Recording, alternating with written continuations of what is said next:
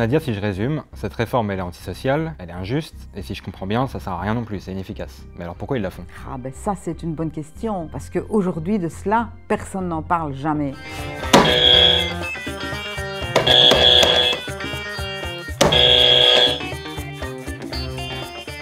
Si vous voulez préserver la protection sociale, il faut amener plus de gens au travail. C'est le Parti libéral qui aujourd'hui défend beaucoup plus la sécurité sociale que le PTB.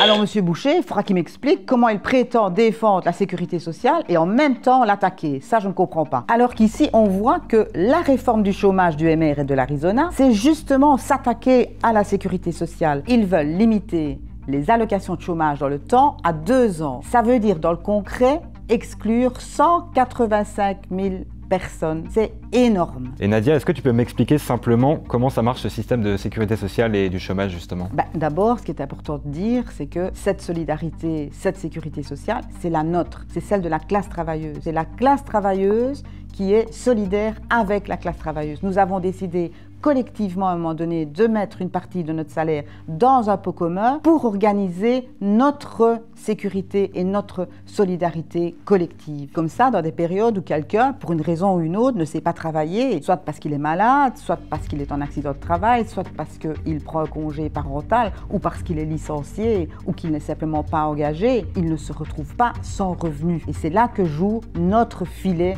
de protection sociale. Et c'est à cela, à notre solidarité collective, que s'attaque l'Arizona avec sa réforme. On est le seul pays du monde où on a le chômage à vie. Aujourd'hui, le statut social le plus sûr en Belgique, c'est demandeur d'emploi. Parce qu'au moins, vous êtes sûr que c'est à vie.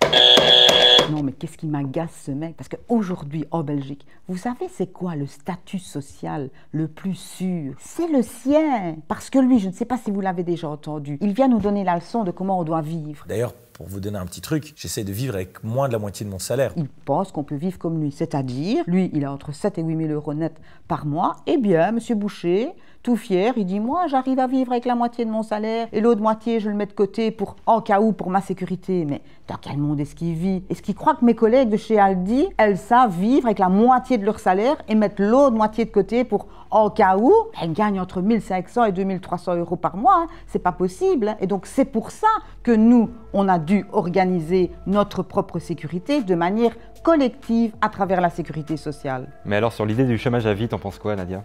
D'abord, tu sais, on s'appelle PTB, Parti du travail. Donc notre vision de la société, c'est que les gens travaillent avec des salaires dignes et des conditions de travail convenables. Et puis pour nous, le travail, c'est aussi une source d'émancipation. C'est aussi, à travers le travail, tu te sens utile dans la société, tu contribues à la société. Et c'est ça que la toute grande majorité des gens veulent. Et qu'il arrête avec ces caricatures de chômage à vie et des gens qui profitent du système. Avec votre salaire, Monsieur Boucher, c'est qui profite vraiment du système aujourd'hui? Mais c'est vrai qu'il y a des personnes qui sont demandeurs d'emploi depuis très longtemps, non? Ah oui, mais ça ne veut pas dire que ces gens, elles sont rien faire. 2 demandeurs d'emploi de longue durée sur 3 travaillent aujourd'hui, d'une manière ou d'une autre, dans l'intérim, avec des contrats courts ou des contrats de remplacement, un peu plic-ploc, sans compter tous ceux qui suivent des formations. Mais le problème, c'est que ces jours de travail plic-ploc, ce n'est pas assez pour les faire sortir des statistiques comme demandeurs d'emploi de longue durée. Et ça, c'est un problème, parce que même ces gens-là, la réforme du chômage du MR veut les exclure. Et à tous ces travailleurs, que propose le gouvernement? Après 2 ans, on les exclut du chômage. C'est complètement fou quand on sait que tout le monde peut perdre son emploi. Aujourd'hui, c'est eux, demain, c'est nous. Mais surtout dans le contexte actuel, il y a beaucoup de faillites, de licenciements. Ah ben oui, tout à fait. Je pensais justement à Laurie. Elle travaille au Corin à recours. Le Corin va fermer. Elle va se retrouver au chômage. 52 ans, elle a travaillé pendant plus de 25 ans. Elle va faire quoi? Je pensais aussi à Stéphane qui a travaillé chez Audi. Lui, il était technicien. Il a même perdu une partie de sa vue. Il va faire comment pour retravailler? Et on fait quoi avec toutes les Laurie et tous les Stéphane? Après 2 ans, Boyton, c'est quand même incroyable. Ils n'ont rien demandé, eux. C'est vraiment la folie. Le gouvernement pourrait clairement lutter contre le chômage. Par exemple, en interdisant les licenciements dans les entreprises où on fait des bénéfices. Ah non, au lieu de faire ça, ils préfèrent s'en prendre aux chômeurs. C'est quand même dégueulasse. Bon Nadia, je vois que tu souffres avec Boucher, donc on va te proposer quelqu'un d'autre. Ah ben merci, allons-y. Mais ce qui est important, c'est de redonner du sens à l'emploi. Il y a aussi aujourd'hui sur le terrain énormément d'employeurs qui vivent une difficulté parce qu'ils ont face à eux des citoyens et des citoyennes qui ne veulent pas travailler.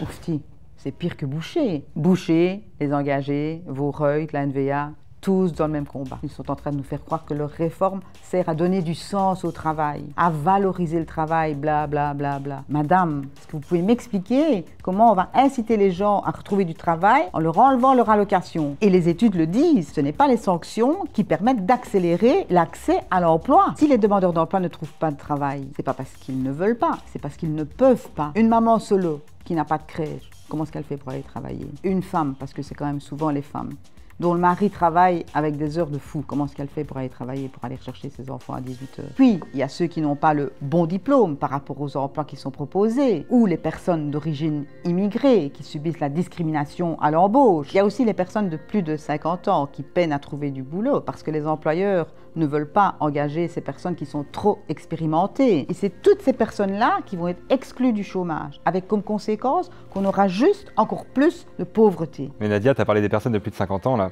Mais j'ai entendu dire qu'il y avait une exception pour les personnes de plus de 55 ans, non? Les personnes de plus de 55 ans ne sont pas concernées par la mesure. Ouais, tu parles d'une exception. 8 travailleurs sur 10 de plus de 55 ans perdront leurs allocations. Alors, si ça c'est une exception, il faudra qu'on m'explique. Les conditions pour que les plus de 55 ans ne soient pas exclus du chômage sont tellement strictes que cette exception du gouvernement ne vaut vraiment pas grand-chose. Nadia, si je résume, cette réforme elle est antisociale, elle est injuste, et si je comprends bien, ça sert à rien non plus, c'est inefficace. Mais alors pourquoi ils la font? Ah ben ça c'est une bonne question, parce qu'aujourd'hui de cela, personne n'en parle jamais. Le gouvernement, il ne veut pas redonner du sens à l'emploi ou je ne sais quoi. Il faut bien comprendre ce que le gouvernement est en train de faire. D'un côté, il rend le travail plus précaire. Il prévoit des contrats d'intérim à durée indéterminée, il supprime une partie des primes de nuit dans certains secteurs et il généralise les flexi-jobs. Et de l'autre côté, il supprime les filets de sécurité du chômage. En faisant ça, il force les gens à accepter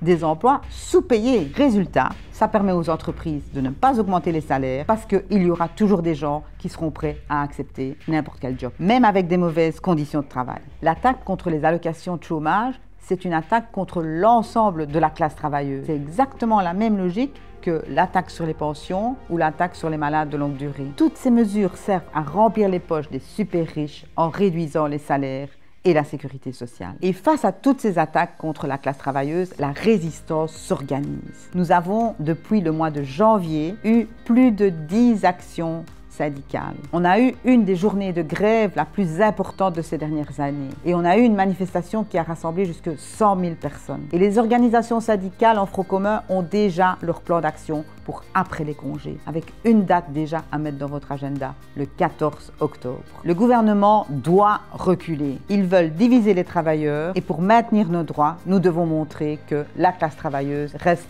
unie.